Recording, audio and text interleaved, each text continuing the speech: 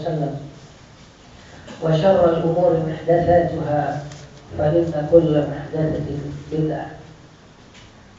Bapak-bapak sekalian, jemaah salat zuhur yang dirahmati oleh Allah Subhanahu wa taala. Sebagaimana pada bulan yang lalu kita sudah kemudian mengawali tentang kenikmatan surga bagi kalangan kaum beriman, kalangan kaum bertakwa. Pada hari ini kita akan kemudian melanjutkan lagi serial tentang gambaran surga yang kita harapkan ini.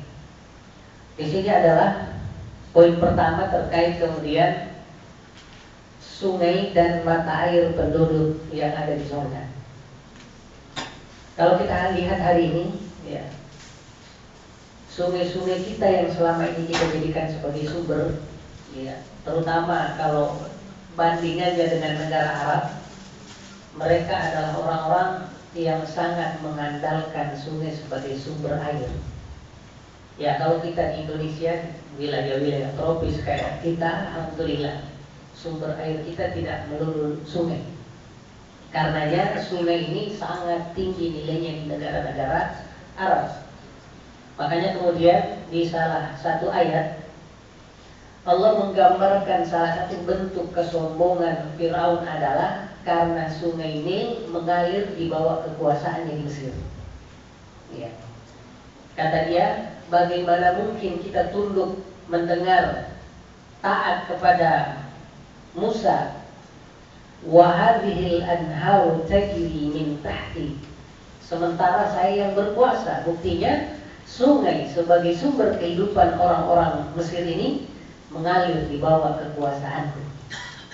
Hari ini kita di Indonesia sungai ini malah jadi bumerang. Saat ini ya tentunya ini adalah ujian bagi kita, sebagaimana kita pahami bahwa zahara al-fasadu fil barri wal bahr, munculnya kerusakan di langit dan di bumi, fil barri wal bahr, di daratan maupun di lautan, bima kasabat aydin nas, itu gara-gara perbuatan kita sendiri yang tidak mengikuti aturan dan sebagainya. Terkait dengan sungai dan mata air penduduk surga, Allah jelaskan di surah Muhammad ayat 15. Allah jelaskan mathalul jannah, perumpamaan surga allati wa'idal muttaqun, yang Allah janjikan kepada orang-orang bertakwa. Fiha, di dalamnya terdapat anharun, beragam sungai, min ma'in, yang berisi air, ghairi asin, yang mana airnya tersebut tidak pernah berubah rasanya. Wa anharun min laban, juga terdapat sungai-sungai yang airnya min laban, yaitu susu. Lam yataghayyar ta'muhu, susu tersebut senantiasa enak dan tidak akan pernah berubah rasanya. Wa anharun, di sana juga terdapat sungai-sungai min khamrin, yang airnya adalah khamr. Namun khamr ini beda dengan khamr dunia yang memabukkan. Allah katakan betul enak. Khamr ladzah, penuh dengan kelezatan, lisyaribina, bagi orang-orang yang kemudian meminumnya. Dia tidak memabukkan kayak seperti kita lihat di sini, sampai ada yang oplosan meninggal banyak. Nauzubillah. Kita lihat di Indramayu di mana-mana. Makanya Rasulullah mengingatkan bahwa khamr untuk orang kafir di dunia ini, adapun nanti khamr yang sesungguhnya yang lezat untuk kita orang-orang bertakwa. Sama kemudian Rasulullah menyatakan bahwa sutra untuk orang-orang kafir tidak halal bagi kaum laki-laki, tapi kemudian nanti di akhirat barulah kemudian kita nikmati insyaallah. Juga kemudian emas. Kata Rasulullah, jangan ada yang minum di bejana emas, di piring-piring emas jangan digunakan. Termasuk perhiasan, jangan jadikan perhiasan kemudian di emas semuanya yang ada di lemari perhiasan. Karena apa? Lahum fid dunya, emas yang mereka banggakan itu untuk orang kafir di dunia ini, adapun kita nanti akan kita nikmati di akhirat. Termasuk dengan khamr seperti ini. Allah lanjutkan min hasanin musaffa. Ada juga sungai lain, yaitu min asal. Airnya adalah madu musaffa yang sangat jernih. Kata musaffa artinya disaring, tersaring hingga kemudian jernih. Walahum fiha, selain kemudian sungai-sungai tersebut juga min kulli thamarat, terdapat banyak buah-buahan. Wa maghfirah, dan juga yang tidak kalah pentingnya adalah mereka mendapatkan ampunan min rabbihim, dari Allah Subhanahu wa taala. Apakah semua kenikmatan itu? Kata Allah, kaman huwa khalid, sama dengan orang-orang yang kekal di dalam neraka. Wasuqu ma'an hamiman, sementara minuman mereka, kalau penduduk surga tadi sungainya ada yang sungainya ada yang laban, susu, ada asal, ada madu, ya, bahkan ada khamr ladzat, ada khamr yang begitu lezat. Kata Allah, apakah sama dengan orang-orang khalidun finnar, kafir yang kekal di neraka? Dan Allah tegaskan bahwa wasuqu ma'an hamima, sementara mereka menikmati air hamiman yang sangat panas, faqatta'a am'a'ahum, yang mana apabila mereka meminumnya maka usus mereka tercerai-berai karena naudzubillah begitu panasnya. Ini Allah ingatkan bahwa wahai orang kafir, jangan pernah mengira bahwa orang-orang mukmin itu sujud, orang-orang mukmin itu kemudian mati-matian membela jalan Allah, lalu sama dengan kalian yang menentang Rasulullah, menentang Islam, lalu nanti ujungnya nanti sama. Tidak bakalan. Kalian anggap itu adalah sama, padahal sangat jauh berbeda di sisi Allah Subhanahu wa taala. Nah, ini gambaran yang kita temukan di ayat. Adapun nanti di hadis yang sering kita dengarkan tentang sungai adalah Al-Kautsar. Al-Kautsar. Ya, bahkan di sini pun pernah kita sampaikan tentang Al-Kautsar ini. Rasulullah sallallahu alaihi wasallam jelaskan Al-Kautsar, bahwa yang disebut sungai Al-Kautsar adalah nahrun fil jannah, salah satu sungai yang ada di surga. Hafatahu min zahab, kedua pinggirnya semuanya terbuat dari emas. Wa majrahu ala durri wal yaqut, dan salurannya terbuat dari ad-dur dan al-yaqut. Ad-dur dan al-yaqut ini adalah ya tadi batu mulia, ya, selain emas dan perak. Turbatuhu, alasnya ataupun tanahnya, atyabu minal misk, lebih bagus, lebih baik dibanding dengan bau misik. Wa ma'uhu, sementara air yang ada di telaga Al-Kautsar itu adalah ahla minal asali, lebih enak dibanding kemudian madu. Ya, tentu madu yang dimaksud di sini adalah madu yang kita rasakan saat ini. Wa abyadu minats sal, begitu jernihnya, lebih kemudian jernih dibanding kemudian asal, yaitu putihnya salju. Nah, itu yang kita temukan di dalam riwayat-riwayat tentang kemudian sungai yang ada di surga. Nah, hal yang kemudian kita temukan adalah bahwa sungai-sungai yang ada di surga masing-masing beda. Ada yang kemudian laban, susu, ada yang kemudian madu, ada yang kemudian khamr, dan beragam kemudian kenikmatan yang lain yang Allah sebutkan. Jamaah yang dirahmati oleh Allah Subhanahu wa taala. Nah, bahkan di hadis lain masih tentang Al-Kautsar juga disebutkan bahwa wallazi nafsu Muhammadin biyadi, demi Allah yang jiwaku berada di genggamannya, la'aniyatuhu aktsaru min adadin nujumi bis sama, bahwasanya bejana tempat makan, piring-piring dan kemudian gelas-gelas yang ada kemudian di Al-Kautsar, ya, lebih banyak dibanding adadun nujum, jumlahnya bintang-bintang yang ada di langit. Ya.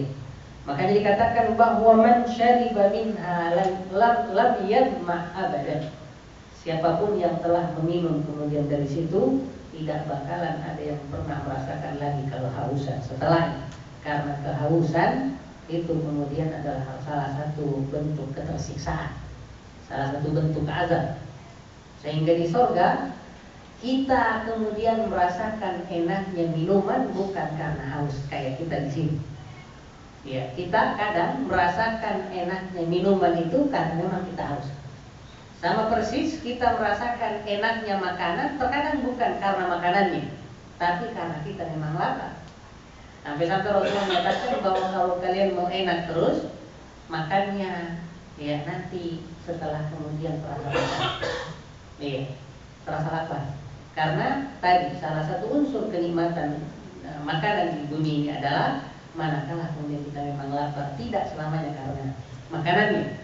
Nah, tapi kalau di surga sesuai dengan kemudian penjelasan hadis ini bahwa kita kemudian merasakan enaknya minuman di surga, sekalipun setelah minum di telaga Al-Kautsar kita tidak kehausan lagi, tidak berarti bahwa tidak enak, karena kenikmatannya bukan pada hausnya, bukan pada kemudian laparnya ketika kita hendak makan, tapi murni karena minuman dan makanan yang ada di surga itu.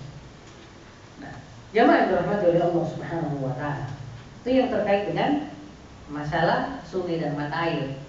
Nanti terkait mata air lain, ada beragam sumur yang disebut sumber mata air di surga itu. Jadi kalau kemudian kita lihat di surah Ar-Rahman, disebutkan ada mata air tajriyan yang mengalir deras. Ada juga yang lain disebut masih di surah Ar-Rahman disebut nadhafatan, yaitu apa? Air yang hanya mengucur, tidak mengalir seperti yang pertama. Ada juga yang disebut kafur, yaitu minuman di surga, mata air yang disebut kafur. Ada juga yang disebut salsabila dan seterusnya. Nah, sekarang kita lihat kemudian selanjutnya terkait dengan bidadari. Ini sering banget kita dengarkan terkait bidadari. Allah Subhanahu wa taala memberikan gambaran tentang bidadari ini. Begitu mereka terjaganya, begitu mereka orisinilnya. Allah katakan di surah Ar-Rahman, "Fihinna qasiratut tarf."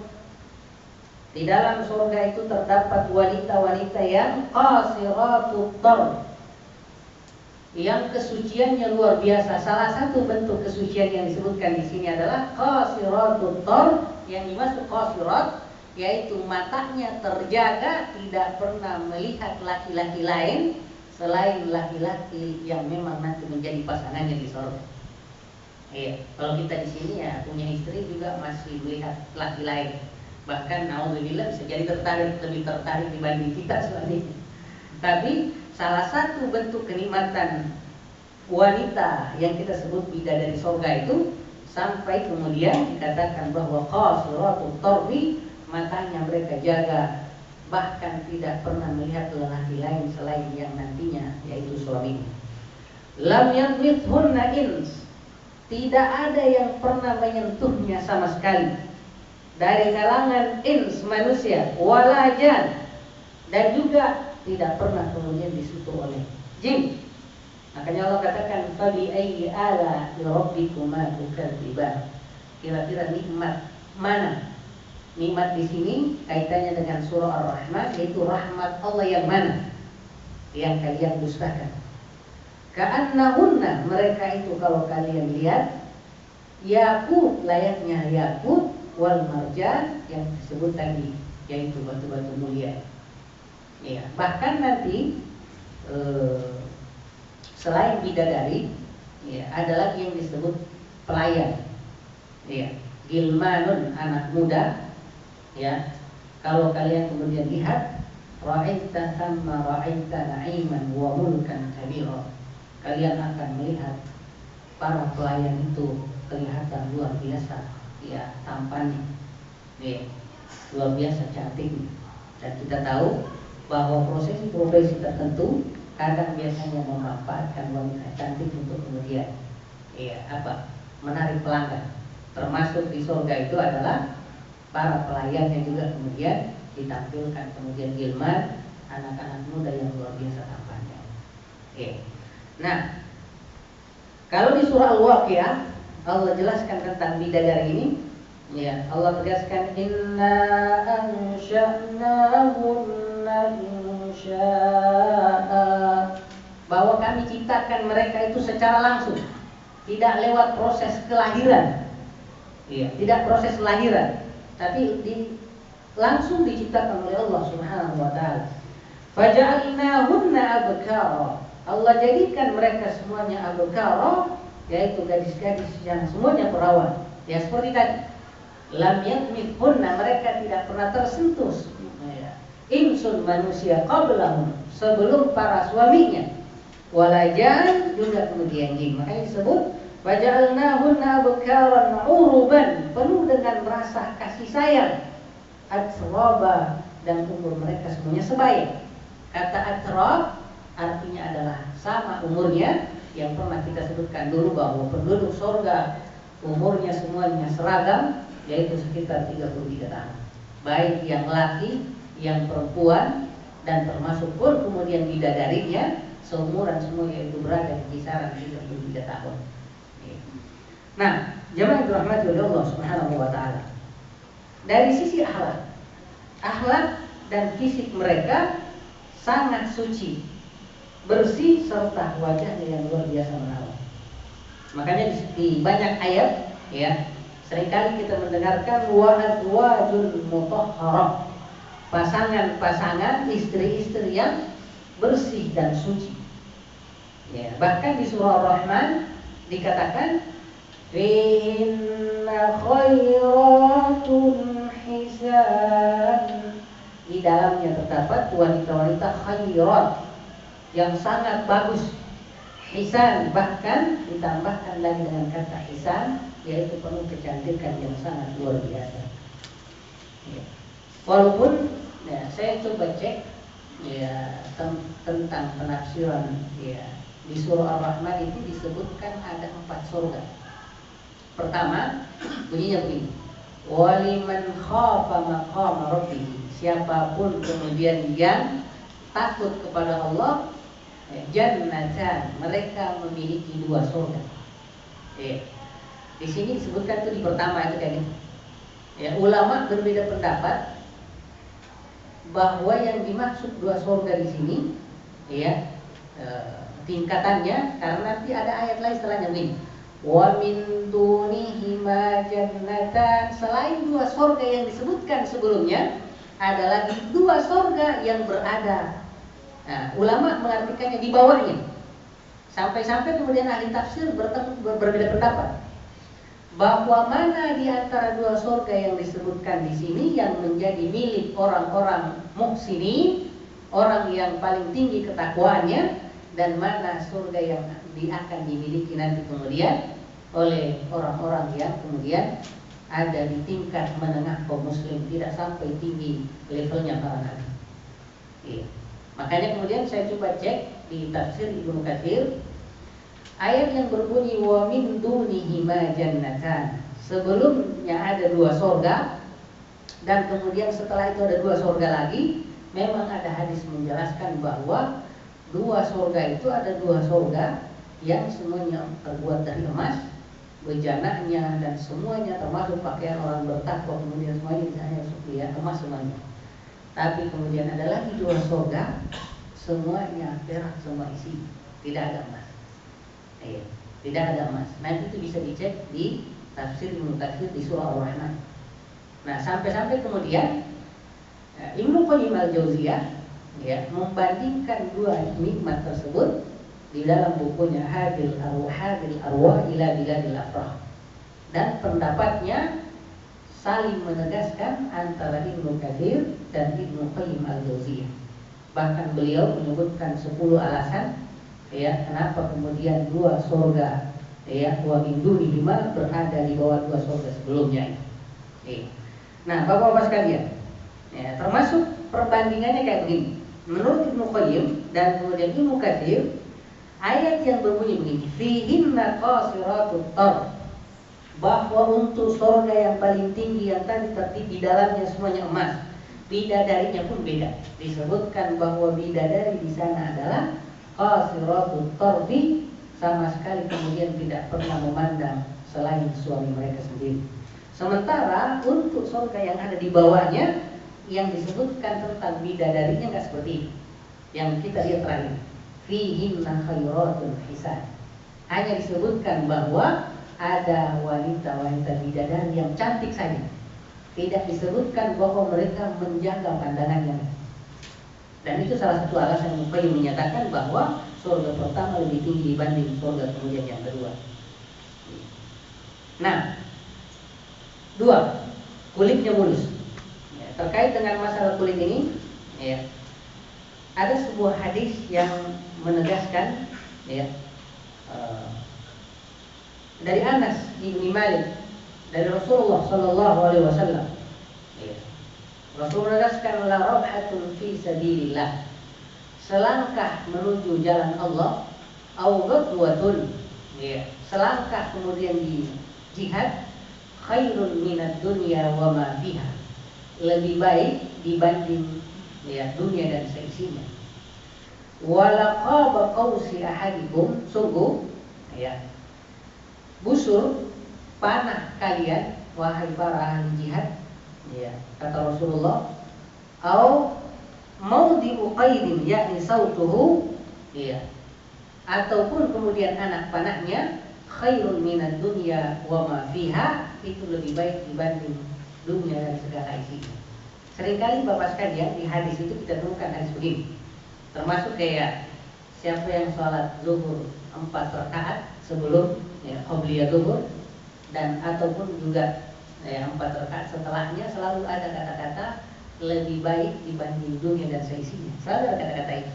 Bahkan termasuk 2 rakaat sangat singkat, pendek sebelum sholat subuh yang disebut sholat sunnah fajar itu, seringkali kita dengarkan bahwa lebih baik dibanding dunia dan seisinya.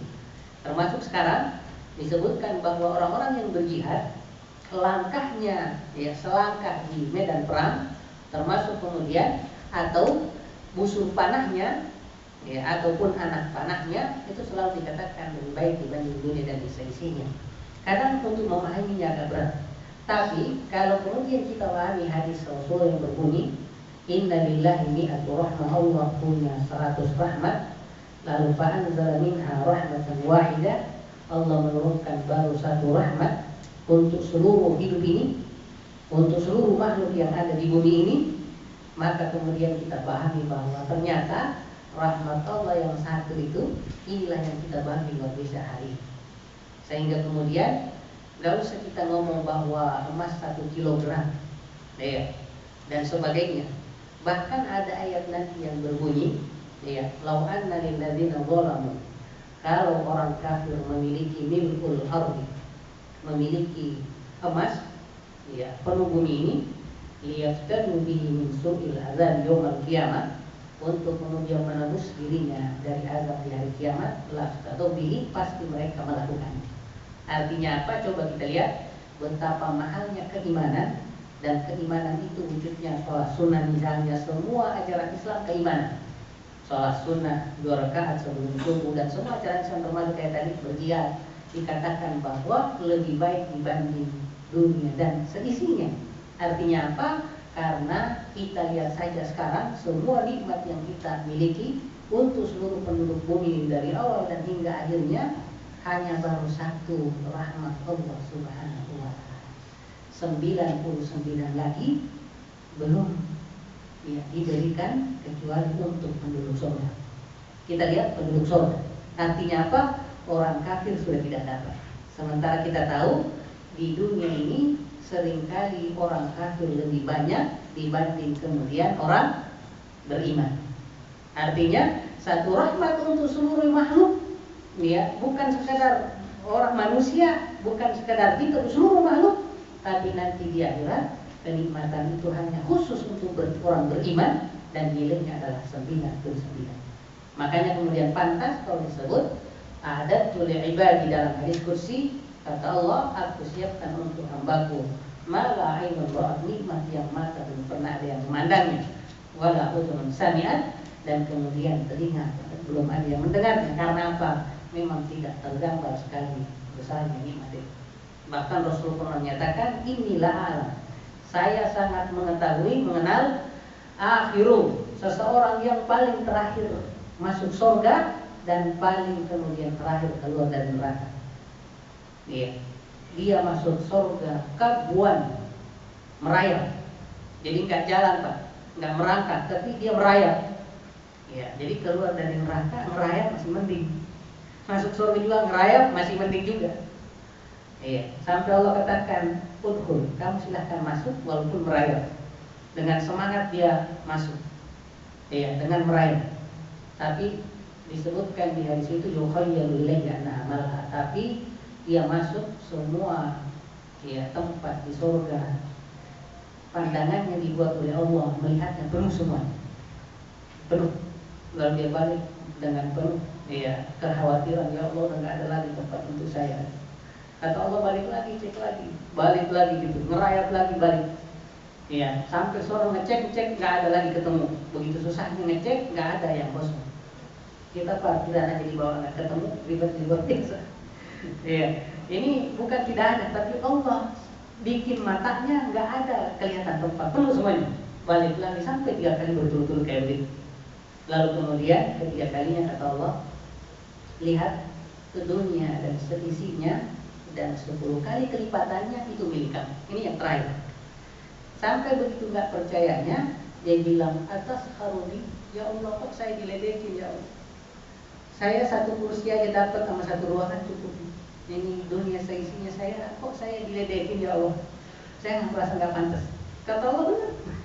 Ini bukan main-main. Sampai kata periwayat hadis, Rasulullah sampai tertawa, sampai kelihatan giginya, ngelihat perang itu, merasa dicandain oleh Allah, dihina, padahal itu adalah betulan. Itu terakhir. Makanya kemudian dia kayak tadi, kalau hanya dunia seisinya itu belum cukup untuk penduduk terakhir surga tadi itu 10 kali berlipat, dilipat ganda-ganda. Makanya kata Rasulullah, kalau mau melihat perbandingan dunia ini sama akhirat, masukkan jari Anda katanya ke laut, lalu lihat balik, yang balik itu itulah dunia ini. Yang buat lautan luas ini, itulah janji Allah 99 yang belum diberikan. Makanya kemudian Allah selalu mengatakan bahwa jangan pernah putus asa. Yang ada di sini itu adalah sementara. Ini susah karena dulu tidak musim hujan. Tapi nanti kalau dikasih lagi kayak letusan gunung, kayak di Sinabung, ini nggak ada apa-apanya sekarang. Karena lebih hebat. Jadi kayak begitu kita. Jadi nikmat kita, susah kita relatif sekali. Kita katakan kemudian susah, karena tadi belum kita temukan yang lebih susah. Kita katakan nikmat karena belum ada yang lebih nikmat. Gambarannya sedikit saja. Kalau kemudian kompor gas di rumah kita rusak, itu terasa baru nikmat ternyata ada kompor gas. Sebelumnya kompor minyak juga, kita katakan susah. Tapi kalau yang kemudian yang rusak adalah mesin air kita, tambah lebih lagi. Bukan sekedar makan tapi tidak bisa mandi tuh. Makan masih bisa ke warung, tapi mandi kadang nggak bisa pinjam WC orang lain, nggak bisa minta orang lain. Nah, karenanya Bapak sekalian, hal-hal seperti itu selalu seperti ini. Jadi, khairun minad dunya wa ma fiha. Walau anna imra'atan min ahli jannah, sampai begitu kemudian indahnya penduduk bidadari ini, Rasul katakan kalau ada salah satu wanita penduduk surga, ittola'at 'alal ardh, sedikit ngintip ke bumi, la adha'at ma bainahuma, maka seluruh bumi ini dan seluruh langit akan kemudian terang benderang. Itu hanya ngintip.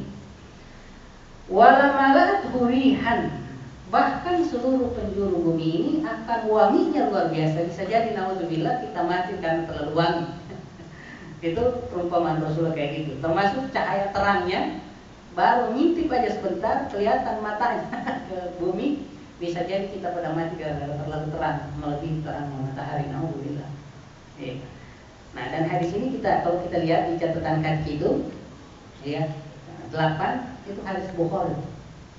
Hadis Bukhari. Makanya kemudian saya nggak tahu, saya mengatakan kalau putih giginya katanya bidadari itu, Ya, kelihatan di bumi ini bisa hancur bumi ini karena begitu terangnya kayak gitu.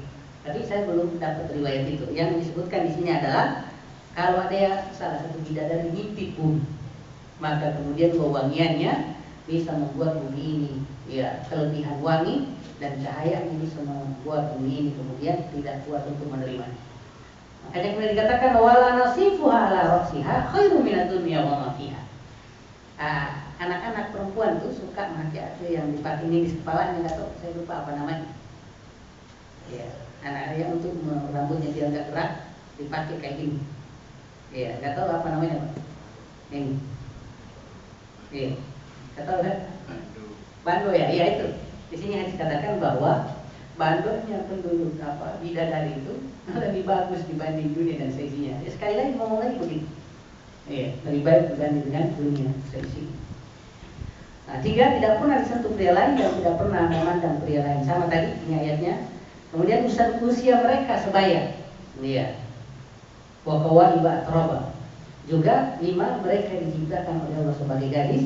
Inna ansha'nahunna insya'a. Ya, seperti ayatnya tadi bahwa semuanya adalah sebaya dan seterusnya. Insya Allah kalau bapak-bapak nanti ada yang mau melihat gambaran surga secara umum, ya, Ibnu Qayyim al-Jauziyah udah tulis buku khusus itu. Nah, walaupun terlalu banyak analisa kata, analisa perbandingan, dan ini agak kadang nggak terlalu enak untuk membaca pemula. Judulnya Hadil Arwah ila Biladil Aqra, ya, diterbitkan dengan judul Bertamasya ke Surga, penerbit Darul Farah Jakarta sini. Ya, itu adalah buku terlalu luas membahas surga dan hadis-hadisnya, pendapat-pendapat ulama luar biasa. Luar biasa bisa kemudian menggerakkan jiwa untuk senantiasa taat kepada Allah Subhanahu wa taala. Bapak sekalian, sudah ya lewat jam 1 detik. Ya, kita cukupkan sampai di sini. Semoga insya Allah kita termasuk salah satu penduduk surga yang akan mendapatkan apa yang Allah janjikan. Kita tutup dengan doa kafaratul majlis. Subhanakallahumma wa bihamdik asyhadu an la ilaha illa anta wa astaghfiruka wa atubu ilaik. Assalamualaikum warahmatullahi wabarakatuh.